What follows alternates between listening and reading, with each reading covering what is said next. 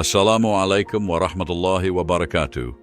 In this comprehensive overview, we'll journey through the rich historical roots of Islam in the region, examine current demographic data, and dive into the daily lives of Bangladeshi Muslims.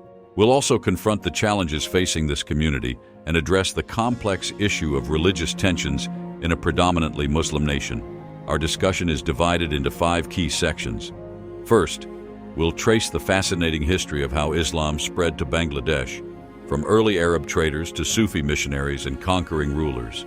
Next, we'll look at current statistics on the Muslim population, breaking down the numbers between Sunni and Shia communities. The third section will paint a vivid picture of daily Muslim life across different regions of Bangladesh. In our fourth part, we'll tackle the various challenges confronting Bangladeshi Muslims, from economic struggles to political tensions.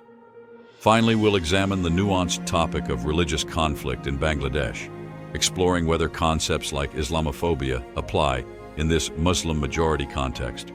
The story of Islam in Bangladesh begins well over 1,000 years ago, with the earliest Muslim contacts dating back to the 8th or 9th century. Arab traders, sailing the maritime Silk Road, were among the first to bring the message of Islam to the Bengal region. These merchants, hailing from places like Persia and Arabia, established small trading colonies along the coast. While their primary goal was commerce, they also introduced local people to their faith. However, the real catalyst for Islam's growth in the region came with the arrival of Sufi missionaries. These mystics, known for their spiritual practices and emphasis on personal connection with the divine, began arriving in significant numbers around the 11th century. Figures like Shah Jalal, who came to Sylhet in the 14th century, played a crucial role in spreading Islam, especially in rural areas. The Sufis' message of equality and their willingness to incorporate local customs made Islam appealing to many, particularly those from lower castes who felt marginalized by the existing Hindu caste system. The political landscape shifted dramatically in 1204 when Muhammad Bakhtiar Khalji, a Turkish military commander, conquered parts of Bengal. This marked the beginning of Muslim rule in the region, which would last for centuries. The Delhi Sultanate, and later the independent Bengal Sultanate, patronized Islam, building grand mosques and madrasas. Cities like Gaur and Sonargaon became centers of Islamic learning and culture. Under Muslim rule, conversion to Islam accelerated, though it was generally a gradual process rather than forced conversion. The new rulers offered incentives for conversion, such as tax breaks or positions in the administration. Many Buddhists, whose influence had been waning, found Islam an attractive alternative. Hindu nobles sometimes converted to maintain their social status under the new regime. The Mughal Empire's expansion into Bengal in the 16th century further solidified Islamic influence. While the Mughals were known for their relatively tolerant policies towards non-Muslims, they also built impressive Islamic architecture and patronized Muslim scholars and artists, further embedding Islamic culture into the fabric of Bengali society. It's worth noting that the Islam that took root in Bengal was often syncretic, blending with local beliefs and practices. This gave rise to unique traditions that still persist today, like the veneration of Sufi saints or the incorporation of Hindu-influenced customs in Muslim weddings. By the time the British East India Company gained control of Bengal in the mid-18th century, Islam had become the majority religion in the region. The British period saw further changes, with the emergence of Islamic reform movements and the beginnings of Muslim political consciousness.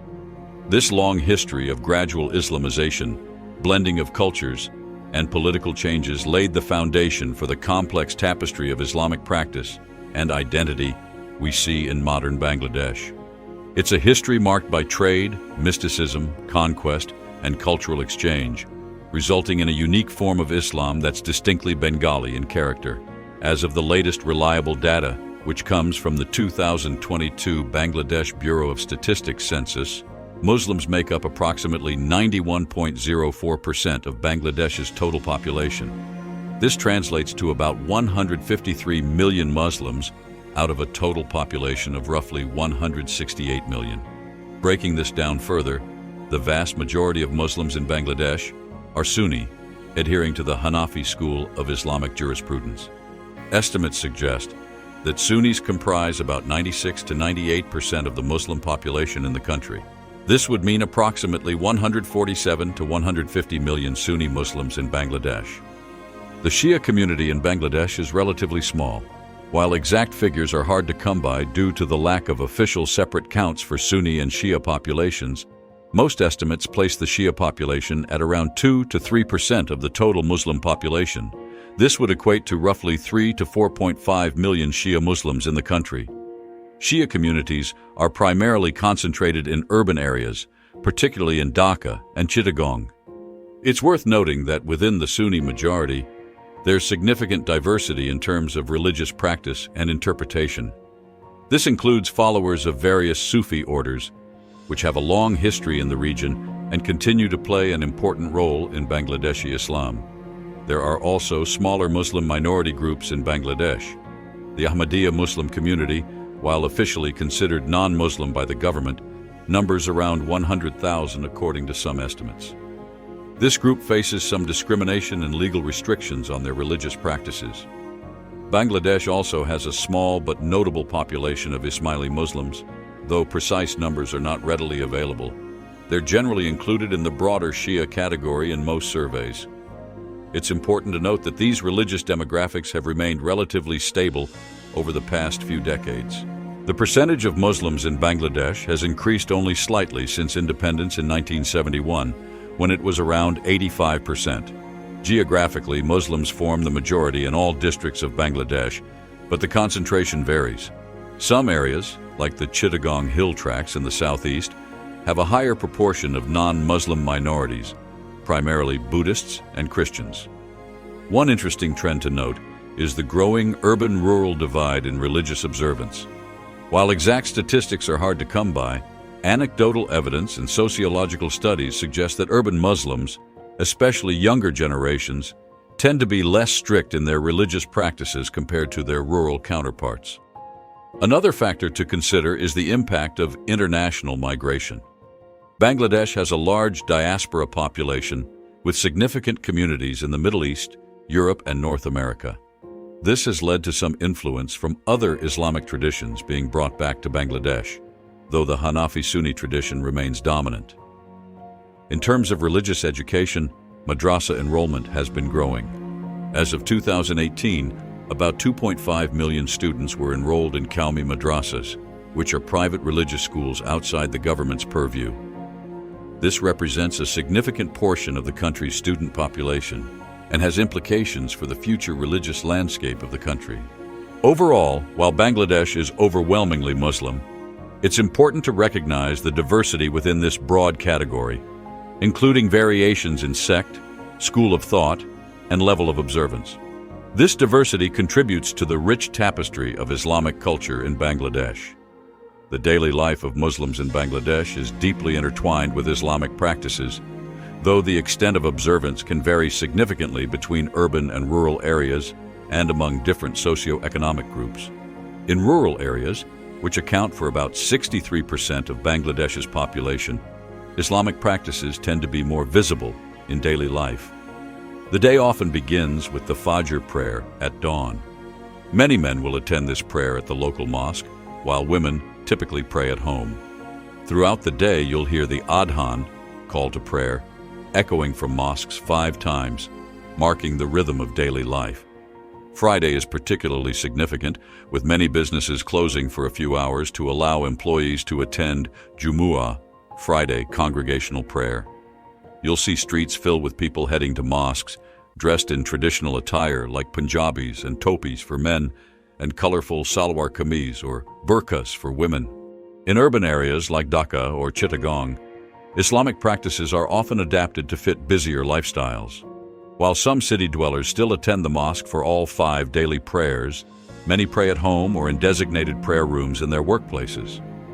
During Ramadan, however, even in cities you'll notice a marked increase in religious observance, with many restaurants closing during daylight hours and large iftar gatherings in the evenings. Islamic education is a crucial part of many Bangladeshi Muslims' lives.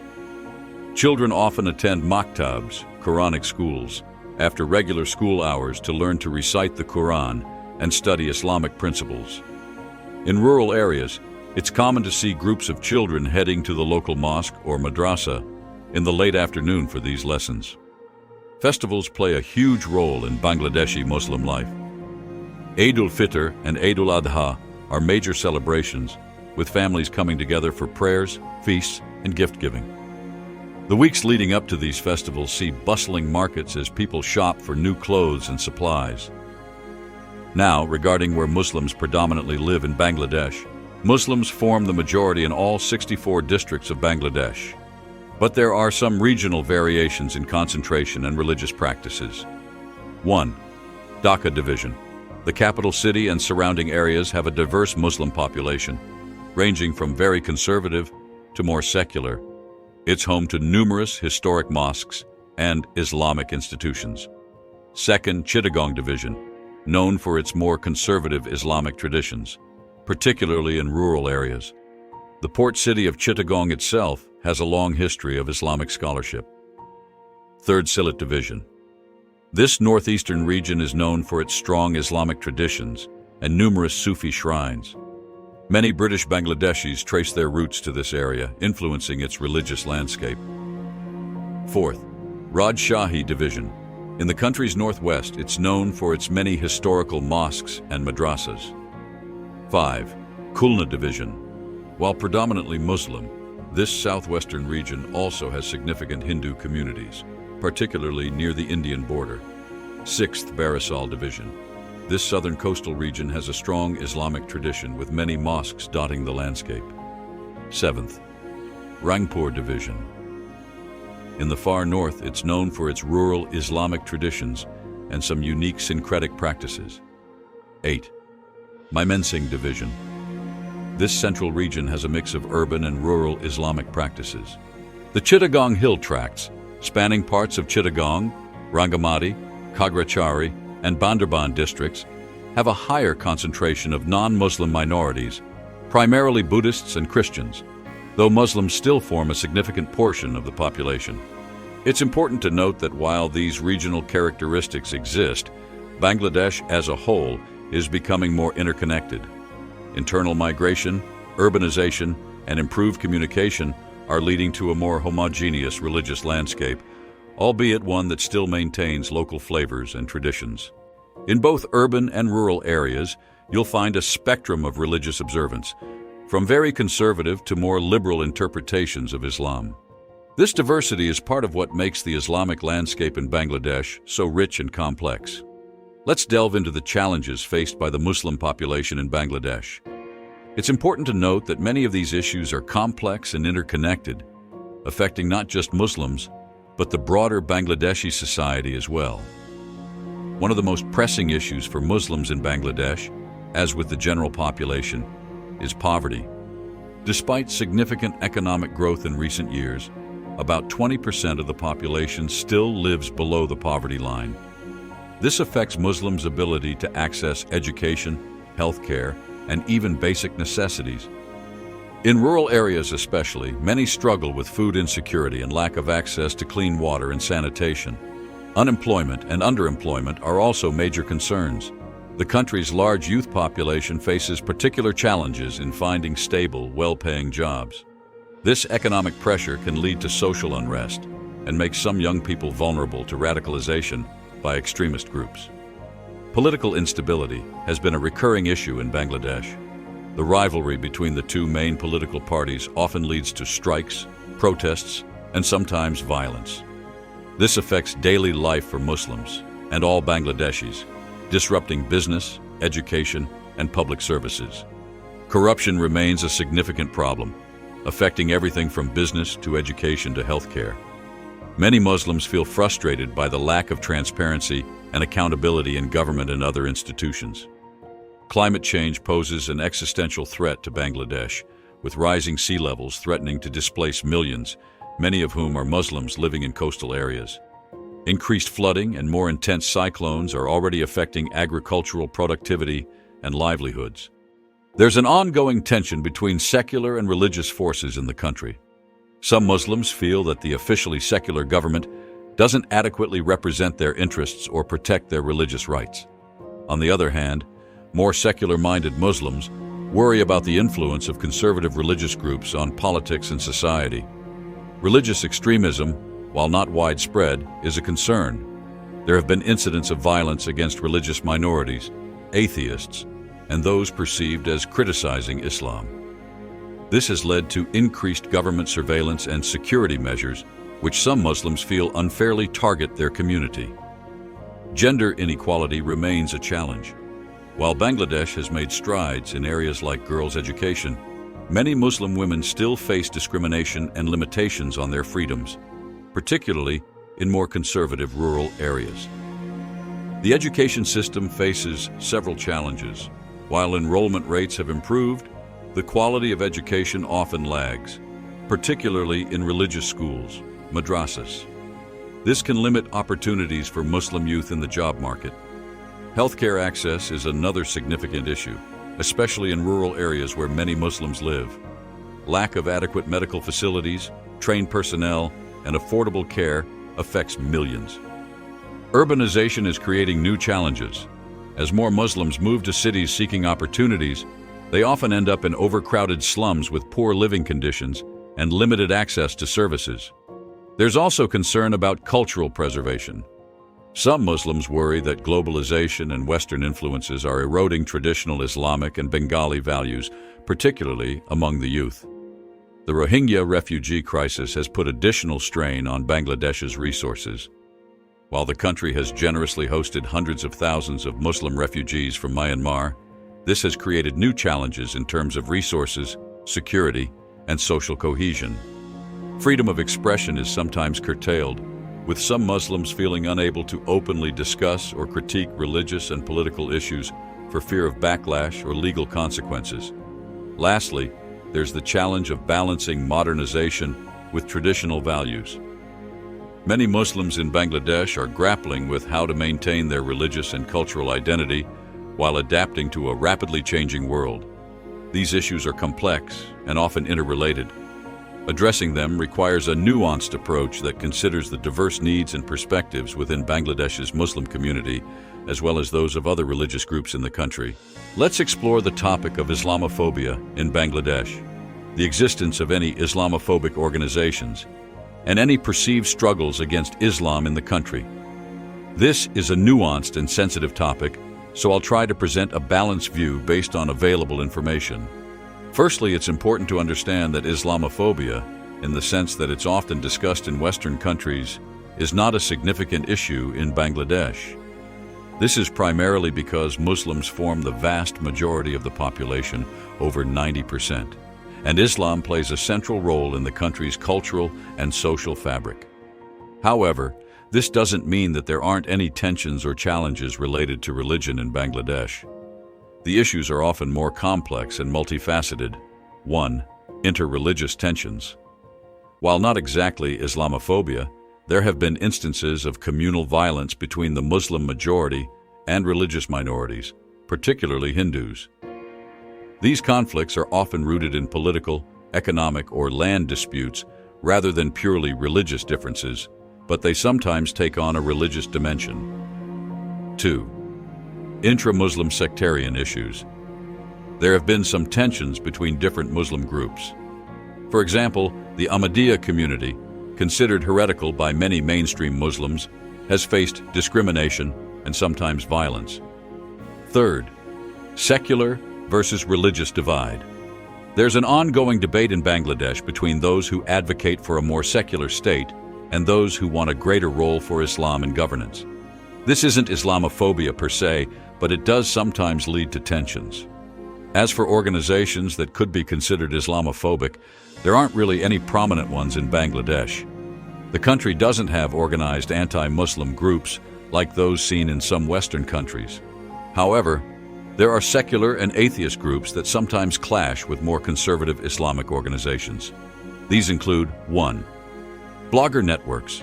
There's a community of secular and atheist bloggers in Bangladesh who often criticize religious extremism and advocate for secularism.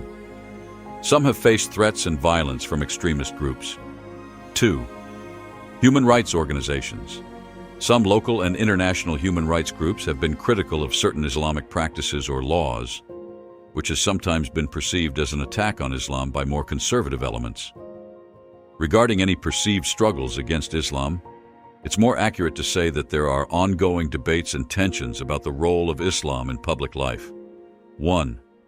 Government policies. The current government, led by the Awami League, promotes a more secular vision of the state.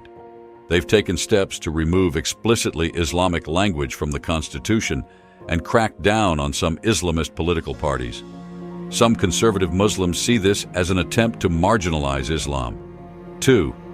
Education reform. There have been efforts to modernize the madrasa education system and bring it more in line with the secular national curriculum. Some conservative groups have resisted these changes, seeing them as an attempt to dilute Islamic education. 3. Women's rights. Efforts to promote women's rights, including laws against child marriage and domestic violence, have sometimes been portrayed by conservative groups as being against Islamic principles. 4. Counter-terrorism measures. The government's efforts to combat Islamic extremism have sometimes been criticized as being too heavy-handed, with some Muslims feeling unfairly targeted. 5. Cultural influence. There's an ongoing debate about the influence of Western culture on Bangladeshi society. Some see this as a threat to Islamic values, while others view it as natural cultural evolution. It's crucial to note that these issues are part of a complex, ongoing dialogue within Bangladeshi society. They reflect the challenges of balancing religious identity, cultural traditions, and modernization in a rapidly developing country. Moreover, the Bangladeshi government officially promotes religious harmony and takes steps to protect the rights of all religious groups. The Constitution guarantees freedom of religion, and there are laws against inciting religious hatred. In conclusion, while Bangladesh doesn't face widespread Islamophobia in the traditional sense, it does grapple with various religious tensions and debates about the role of Islam in society. These issues are part of the country's ongoing process of defining its national identity and navigating its path in the modern world. As we wrap up our exploration of Islam in Bangladesh, I hope this video has given you a deeper understanding of the rich tapestry of Muslim life in this fascinating country. From its historical roots to the daily rhythms of faith, from demographic insights to the challenges faced by the community, we've covered a lot of ground. But remember, this is just the tip of the iceberg when it comes to understanding the diverse cultures and religions of South Asia. If you found this video informative and engaging, there's plenty more where that came from. I'm constantly working on bringing you insightful content about various cultures, religions, and societies around the world. So, if you want to stay updated and learn more, why not hit that subscribe button? It's free, and it helps support the channel so I can keep bringing you high-quality content like this. Also, don't forget to ring that notification bell so you'll know as soon as I upload new videos. Whether you're a student, a traveler, or just someone curious about the world, I've got something for you. Thanks for watching, and I'll see you in the next video. Assalamu alaikum wa rahmatullahi wa barakatuh.